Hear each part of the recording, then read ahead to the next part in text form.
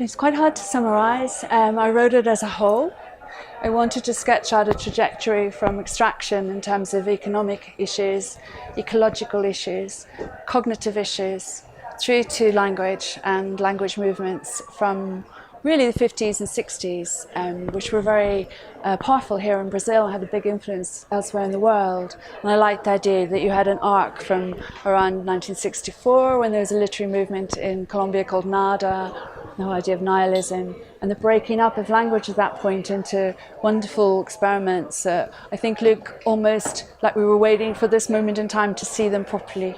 But they're in using paper, not using technology, but they're talking about binary, zero, ones, information. That was the beginning of the information age. It's kind of pre-software, but you can see it coming through. It's very interesting.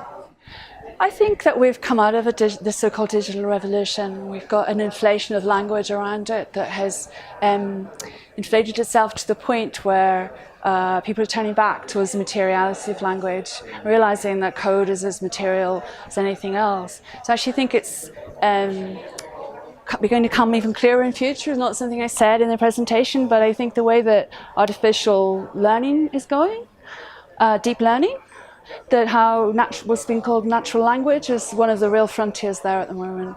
And you're working out how programs can actually learn and evolve. It's not about narrative at all. It's almost looking like some of the more experimental poetry, like the poema processor. And I just think that's an incredibly interesting sort of recursion that's going on. I'll be looking at very carefully.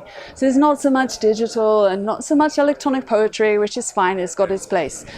But I think there's something in that tension between putting stuff on a page but looking at it as a highly reduced, highly compressed, like what Galeano said and what Dias Pino said. Don't say it if you don't need to say it. What's the minimum that needs to be put there? The idea of the void and there's something right on top of that. There's a lot to look at there in terms of code. I think what my own research now is, I'm probably going to do another book about it, is that there was actually, we think we invented network culture, those of us in the media space, but actually if you look at what was going on there, it was network culture. And one of the reasons that it worked was that people were borrowing from each other all the time, not in a even as high a quotation mark as borrowing. It was and that was part of the culture. People were trying out different things in different ways, but they were, the work itself was open. It's like Umberto Eco wrote the open work in 1963, and if you actually look at the form itself of the poetry in different countries and different, there was a movement where you could actually trace, poems were also being, like Hans Romeo would make a poem and it would be reproduced differently in a festival catalogue and then reproduced differently again. So this I'm going to be tracing the journey of lots of these works to see where they went spatially in terms of how the design. And that was part of this culture. It wasn't, and it was completely different from what was going on in the rest of literature, of course. And syntax, I think, is the thing that gets broken, the thing that's sort of underneath the expression, that's the syntax. They were actually deliberately taking that apart. Ian Hamilton Finlay wrote to Pierre Garnier. They were friends. One was lived in Scotland and France and said he could feel the syntax moving in him. So I think it was an emergent. It wasn't like a top-down, let's teach how we do this. It was an emergent movement, like in net art, where people were sort of making things because they felt there was something to be made. It was that kind of period. And I think it was a rejection of expression and looking more at the form itself as in fact it was the thing itself. I probably should say he lives in London and has a studio full of all his publications. He stopped making his own poetry in 1968 and dedicated himself to making artist books, and then made, so he worked with Dieter Roth, made over 100 books. So from day one he's a bookmaker. So basically we worked on making a book together. So I was drawing out his story. He's never really told. Walter Koenig said to him, Andrew, you've got to do a book because nobody knows all this stuff you've done. So I was incredibly privileged to be able to kind of ask him questions and look at stuff at the same time. So with him, it was never about finding one ultimate. He said he never believed in the original. In fact, he shared that with Dieter Roth, that the copy was just as interesting.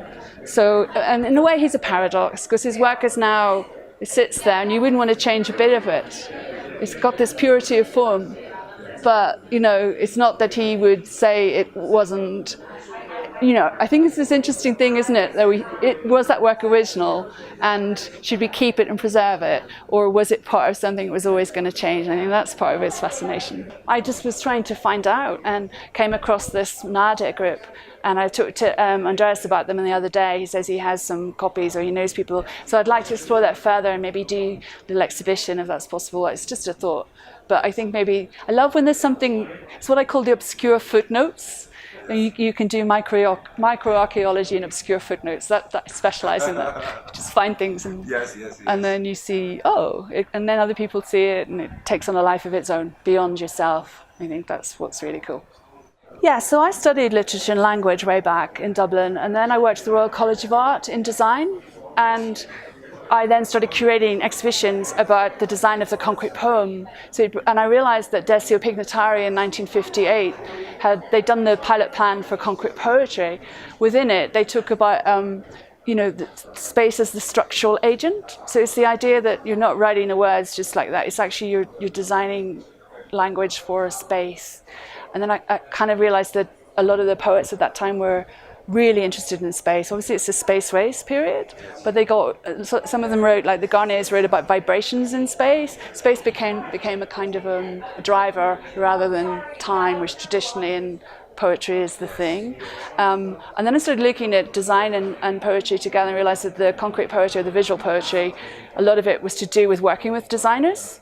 And so people like Hans Mayer or Edward Wright, who was born in actually Chile, his Chilean background in the UK, that they were almost making the poem, but they weren't using the terms we use like collaboration or whatever.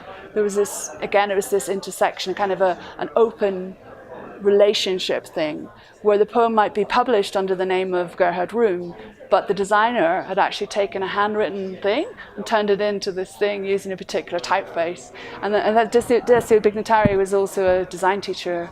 So I think those designers like him and Wright and Mayer, you can see their trace across all these works. So that's also what I'm going to look at.